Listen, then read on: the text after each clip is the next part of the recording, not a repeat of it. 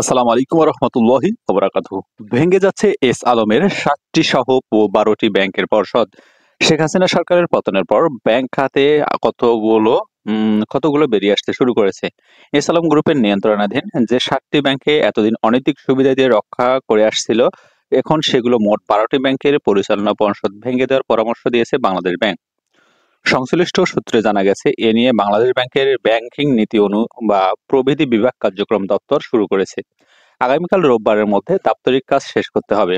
এরপর governor doctor Ahsan H Mansur এ বিষয়ে সিদ্ধান্ত দিবেন। সূত্র জানায়, আগামী সপ্তাহের মধ্যে ইসলামী ব্যাংক বাংলাদেশ পিএলসির পর্ষদ ভেঙে দেওয়ার নীতিগত সিদ্ধান্ত নিয়েছে বাংলাদেশ ব্যাংক। সেখানে একজন প্রশাসক বসানোর কথা ভাবা হচ্ছে, আর দ্বিতীয় বিকল্প হিসেবে পুরো পরিষদ ভেঙে দিয়ে নতুন পর্ষদ গঠন করা হতে পারে। সেখানে ২০১৭ সালের আগে যারা পর্ষদে ছিলেন তাদের মধ্যে থেকে কাউকে কাউকে আনা হবে বলে ইঙ্গিত পাওয়া গেছে। তবে এ সালামের শেয়ার স্থানান্তর জটিলতার কারণে খুব সতর্কতার সঙ্গে সামনে আগানো হচ্ছে। এদিকে এ সালাম গ্রুপের হাত থেকে ইসলামী ব্যাংককে করতে ইসলামী ব্যাংকের পরিচালনা পরিষদ ভেঙে দেওয়ার দাবি জানিয়ে গত বৃহস্পতিবার বাংলাদেশ ব্যাংকের গভর্নরকে চিঠি দিয়েছে ব্যাংকটির সর্বস্তরের কর্মকর্তা-কর্মচারীরা। গভর্নর বরাবর পাঠানো চিঠিতে কর্মকর্তা-কর্মচারীদের পক্ষে সই করেছেন ইসলামী ব্যাংকের senior executive vice president AS M Rezaul করিম।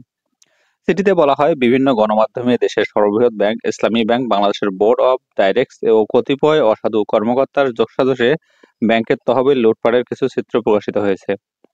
বাস্তব চিত্র আরও ভয়াবহ।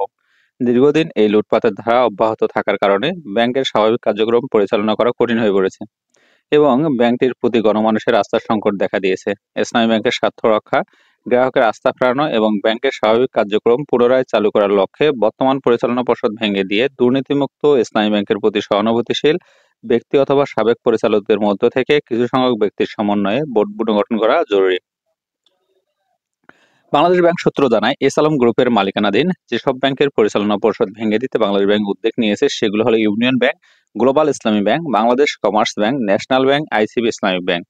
এস আলম গ্রুপের বাইরে পরিচালনা পর্ষদ ভেঙে দেওয়া হতে পারে এমন তালিকায় আছে IFIC bank, united commercial UCB bank ও পদ্মা ব্যাংক। তিনটি ব্যাংকের নাম জানা যায়নি। উল্লেখ্য, গত বৃহস্পতিবার এস আলমের ৭ ব্যাংকের নতুন ঋণ বন্ধ করার নির্দেশ দেয় কেন্দ্রীয় ব্যাংক। এর আগে গত মঙ্গলবার এস আলমের ৭টি সহ মোট ৯টি ব্যাংকের লেনদেনের জন্য কেন্দ্রীয় ব্যাংকের বিশেষ সুবিধা বন্ধ করার নির্দেশ দেওয়া হয়।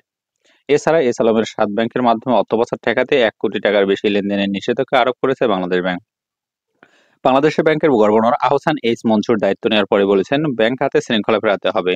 প্রয়োজনে এস আলমের মালিকানাধীন সহ দুর্বল ব্যাংকের পরিচালনা পর্ষদ ভেঙে দিতে হবে।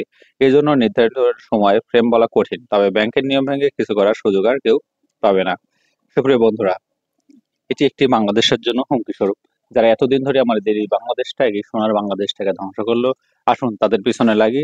তাদের থেকে আমাদের এই ব্যাংকের যে দুর্নীতির খাতগুলো, তাদের এই দুর্নীতির খাতগুলো রক্ষা করে আমাদের দেশটাকে সুন্দর করে সাজাই। আসুন সবাই মিলে আমরা দেশটাকে সুন্দর করি। আজকে এ পর্যন্তই। ধন্যবাদ। ভালো থাকুন, সুস্থ থাকুন। আসসালামু আলাইকুম ওয়া রাহমাতুল্লাহি ওয়া বারাকাতুহু।